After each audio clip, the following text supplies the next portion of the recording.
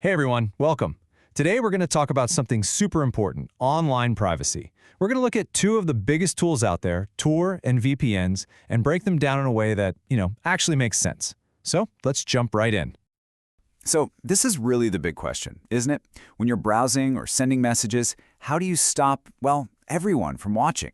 It's a huge topic, so to wrap our heads around it, let's use a really simple comparison. Okay, picture this. Think of your normal internet connection like you're sending a postcard through the mail. Your internet company, your ISP, is the mail carrier. And just like a mail carrier, they can see everything on that postcard, where it came from, where it's going, and exactly what it says. Kind of creepy when you think about it, right? That's where something called a VPN comes into play. A VPN, or virtual private network, is like deciding to use a private courier service instead of the regular mail. It takes your postcard and seals it inside a secure envelope. Now, your internet provider, the mailman, only sees that you gave something to the courier. They have no idea what's inside or what its final destination is. And then you've got something called TOR. Now, if a VPN is a private courier, think of TOR as a whole chain of secret messengers. Your message gets put into a locked box, which gets put into another locked box, and so on. It's passed from one messenger to the next, and here's the really clever part. No single messenger knows both who sent it and where it's ultimately going. That makes it incredibly difficult to trace back to you. So when you look at them side by side, you can really see the difference. A VPN is usually much faster and can protect everything on your device, but you are trusting one single company with your data. TOR, on the other hand, is a bit slower and typically just protects your web browser, but it's run by volunteers all over the world. So the key takeaway is this. VPNs are great for privacy, hiding what you do. TOR is the best for anonymity, hiding who you are. So why do people even need this stuff?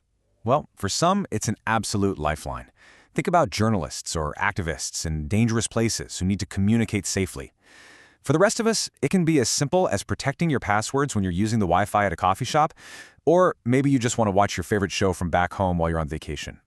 But, and this is really important, you have to be aware of the risks.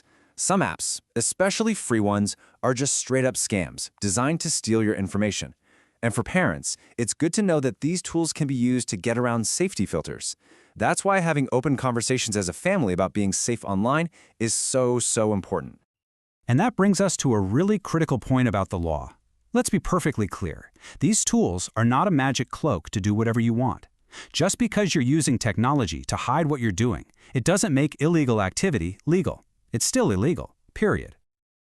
So what can you actually do to be safer? Well, it's not about being a tech genius, it's mostly about having good habits. Talk openly with your family about safety. Be super skeptical of any free app that promises the world.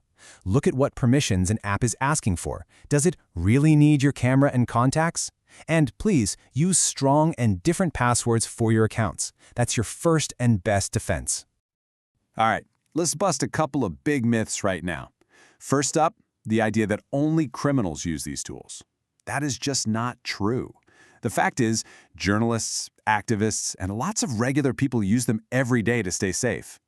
Myth number 2, using them makes you totally invisible. The reality? They add some really powerful protection for sure, but becoming truly 100% invisible online is pretty much impossible. Let's think about some simple, real-world examples.